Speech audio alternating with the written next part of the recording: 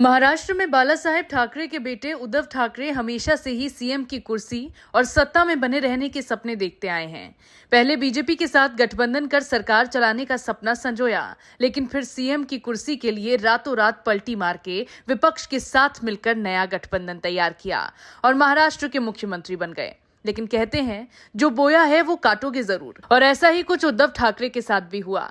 जब सालों से बाला साहेब के वफादार रहे एकनाथ शिंदे ने उद्धव ठाकरे के खेल में उन्हीं को मात दे दी और इतिहास दोहराते हुए न सिर्फ बीजेपी में शामिल हुए बल्कि ठाकरे की पार्टी पर कब्जा जमाने का पुरजोर प्रयास किया। हालांकि सत्ता और पार्टी के कई विधायकों के हाथ से निकलने के बाद उद्धव ठाकरे का बना बनाया खेल बिगड़ गया और महाराष्ट्र में उनकी और उनके नेतृत्व वाली शिवसेना की हालत खराब होती चली गई।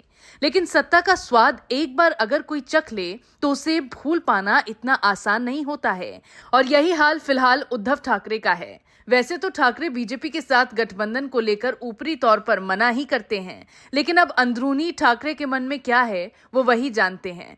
लेकिन अब महाराष्ट्र विधानसभा में एक अहम राजनीतिक हलचल देखने को मिली। मुख्यमंत्री देवेंद्र फडणवीस और उद्धव ठाकरे के नेतृत्व वाली शिवसेना प्रमुख उद्धव ठाकरे के बीच एक बंद कमरे में मुलाकात हुई।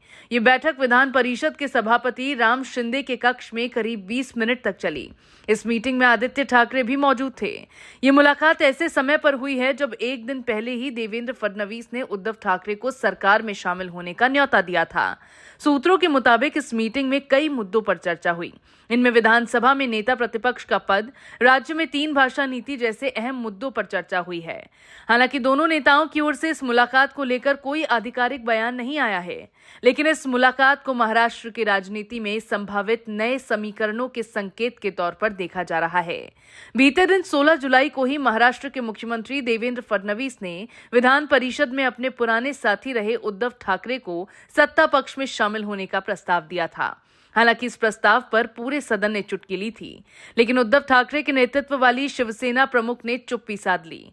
हालांकि फडणवीस के इस ऑफर पर बाद में उद्धव ठाकरे ने मीडिया से कहा था कि कुछ बातों को मजाक में लेना चाहिए। आपको बता दें कि देवेंद्र फडणवीस ने विधान परिषद में विपक्ष के नेता अंबादास दानवे का कार्यकाल खत्म होने के मौके पर आयोजित विदाई समारोह के दौरान ये बयान दिया था। सीएम ने उद्धव को सत्ता पक्ष में शामिल होने का प्रस्ताव देते हुए कहा था, देखिए उद्धव जी, 2029 तक हमारे विपक्ष में आने का कोई स्कोप नहीं है, लेकिन आप सत्ता पक्ष में आ सकते हैं। इस पर विचार किया जा सकता है। इस पर हम अलग तरह से विचार कर सकते हैं, लेकिन हम वहां जाएं ये ऑप्शन नहीं बचा है। उन्होंने ये भी कहा कि अंबादास दानवे कहीं भी हो, पक्ष या विपक्ष, लेकिन उनके वास्तविक विचार राष्ट्रवादी हैं। अब फडणवीस का ये बयान ऐसे वक्त में आया जब महाराष्ट्र की राजनीति में गठबंधनों और टकरावों का दौर चल रहा है। 2019 के विधानसभा चुनावों के बाद भाजपा और उद्धव ठाकरे के नेतृत्व वाली शिवसेना के बीच मुख्यमंत्री पद को लेकर मतभेद के कारण गठबंधन टूट गया था, जिसके बाद उद्धव ने महाविकास अघाड़ी बनाकर सरकार बनाई थी। हालांकि 2022 में एकनाथ शिंदे के विद्रोह के बाद उद्धव की सरकार गिर गई थी। इसके बाद बीजेपी के समर्थन से एकनाथ शिंदे ने सरकार बनाई थी।